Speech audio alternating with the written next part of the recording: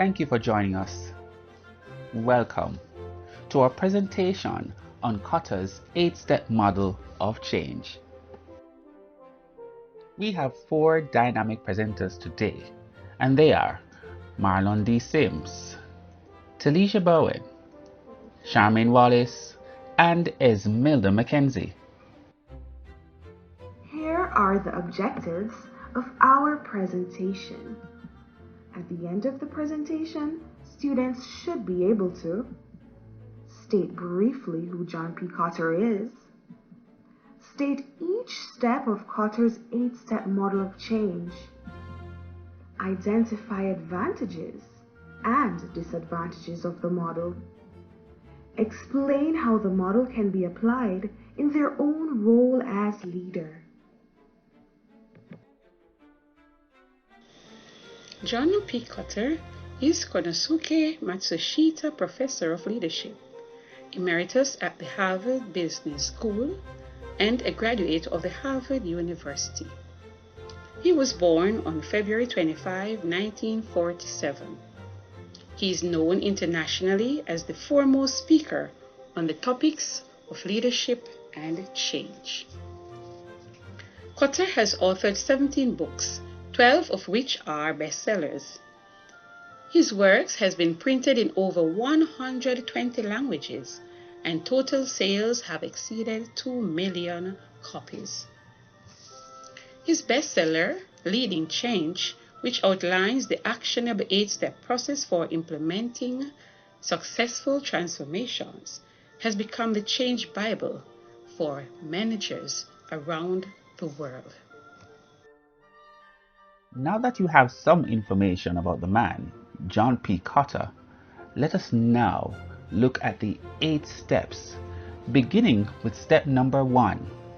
Establish a sense of urgency. Establish a sense of urgency. If leaders intend to change the status quo, they need to create a compelling case about the need to achieve change. They ought to communicate the need for change. Leaders need to find ways to communicate a strong sense of urgency regarding the need for change to all persons involved. The change needs to be clearly articulated so that all persons concerned by the change initiative know why the change is necessary and needs to happen urgently. If the change is not thoroughly understood, those at the helm may not have sufficient power and credibility to initiate the necessary change. Identify and outline potential risks. While explaining the need for change, it is necessary to highlight the threats or risks that may be involved if change does not take place with immediacy. Examine opportunities that will arise through change. It is necessary to use as many factors as possible in sharing with everyone the benefits that the change will bring about as a means of getting them to buy into the vision for change. Generate discussions about the change. It is so important to incite organization-wide discussions in order to ensure that as many persons as possible get involved. Get everyone talking about the change and asking questions to inspire them to be able to move from the current state to a new one. Utilize external sources to add merit to the need for change. A tactic or a tool that may be used to create a sense of urgency is to involve outside consultants or organizational partners. This may help to enable confirmation and believability in highlighting the need for change. Moving on to step number 2. Create a powerful coalition. Create a powerful coalition. No individual can single-handedly bring about lasting change. In order to implement successful change, there needs to be a designated group of persons with a shared commitment and sufficient power to lead the change effort. They must have specific characteristics such as expertise.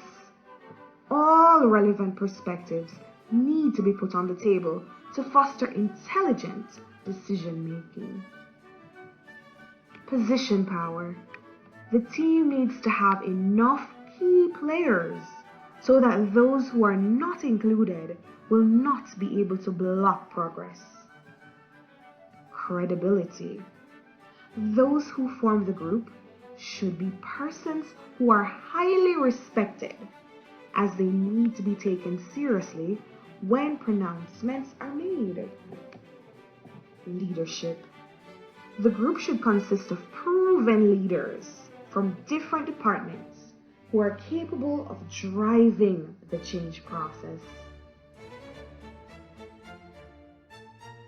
Now we're moving on to step number 3, which is developing a vision and a strategy. In developing a vision and a strategy, you must determine the core values and define the ultimate vision and the strategies for realizing a change in an organization. That's the first of 2.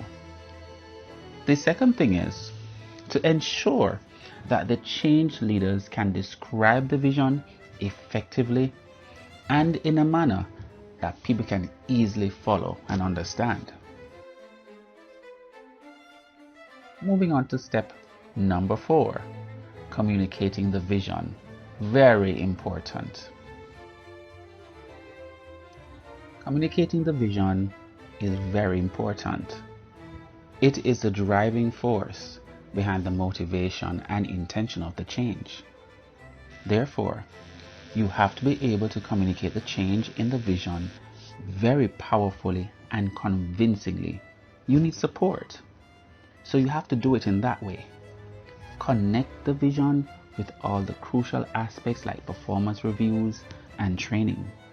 The second part is to handle the concerns and issues of people honestly and with equal participation.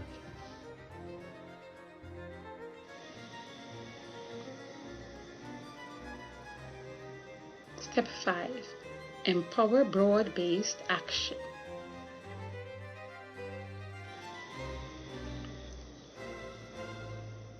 Remove potential roadblocks to change initiatives. In order to remove these barriers, you must first be able to identify them. These may include rules, procedures, being complacent, or commonly accepted statements such as, "That is how things."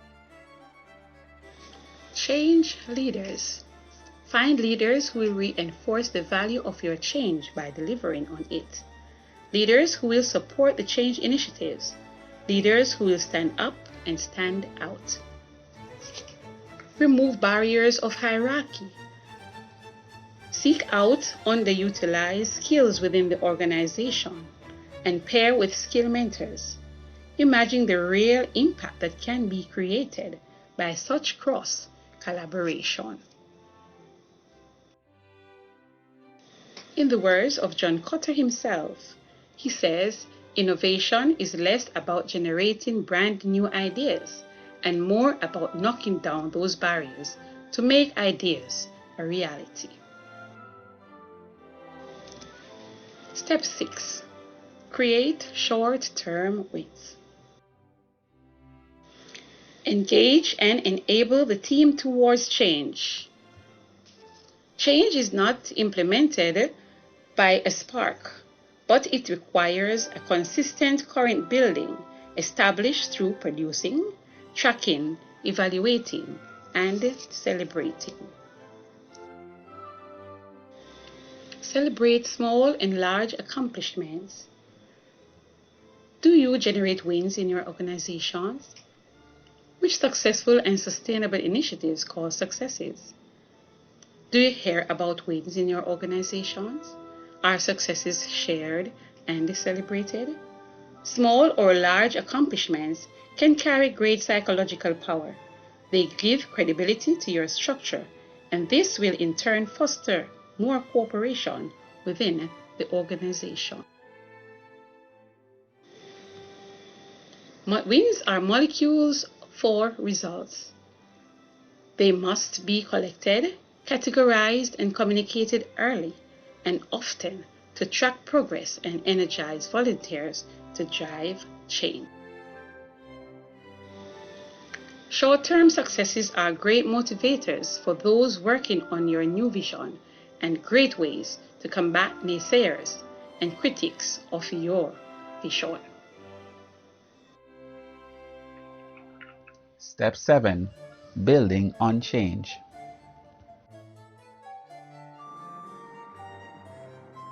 Esmeralda Mackenzie, and I will.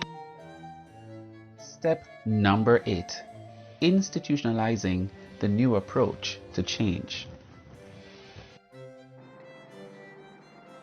Step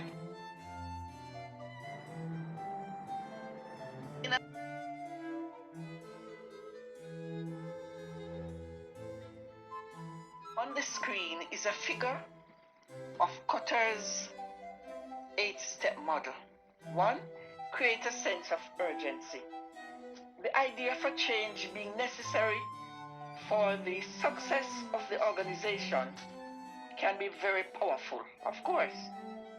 But if you can create an environment where individuals are aware of an existing problem and can see a possible solution, it is likely support for the change will rise. Build a powerful coalition. It will be very hard to lead the whole change processes on your own. And therefore it is important to build a coalition to help you direct others. The coalition you should build should be made up of a range of skills, a range of experience, and people who will come from different areas of the business sector. Form a strategic vision and initiatives. Create a vision for change. A change initiative is likely to be very complicated and can often be hard to understand, in particular for employees at the lower end of the hierarchy. For this reason, create a vision that is easy for them to understand and buy into. Enlist a volunteer army. So therefore then, you're going to create the vision. But in creating the vision, it is not enough to generate support for itself. It needs to have persons to whom you can communicate the vision throughout the organization. And here we need to remember that in stage 2, where we build a coalition, this is the time to use up the coalition to communicate the vision. You're going to enable the vision, and by enabling the vision, you're going to remove obstacles. The first 4 steps are for building the strength of the initiative or the vision, but it is also important to look for those obstacles that will hinder success, that will disallow the vision to come to fruition. Generate short-term wins. Change processes often take a while to reap any rewards, and this can discourage the volunteers, the individuals. They may feel that they have wasted their efforts. Therefore, the agent, the leader, must think short-term wins that will motivate them, that will encourage them that something is happening. sustain acceleration. Build on the change. Many change processes fail as complacency creeps in towards the end and the project is not finished properly. Therefore, you must sustain and cement the change even after it has been accomplished. And finally, we have the institute change, where you're going to institutionalize the change. Changes should become part.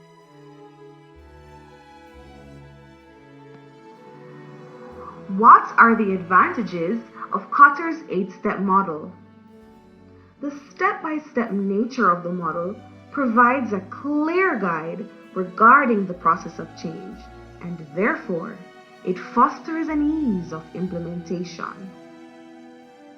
Another advantage of Kotter's model is that it speaks to the involvement and acceptability of employees engaged in the change process. Further, it is concerned with the acceptability of change and not only the process of change.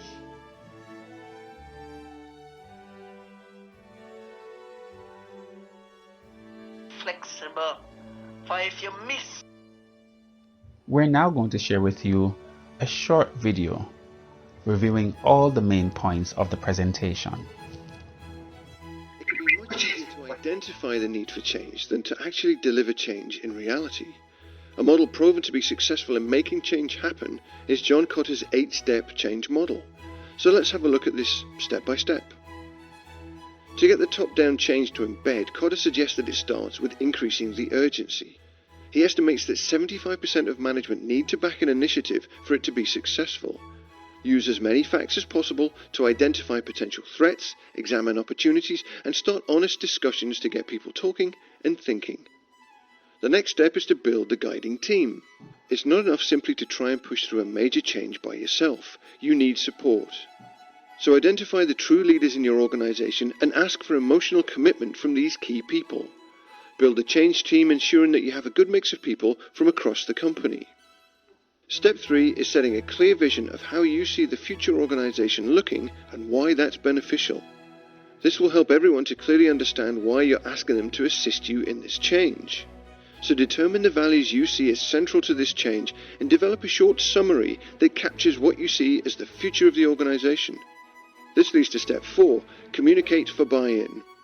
Without credible communication, the hearts and minds of those you'll need to execute the change will not be won.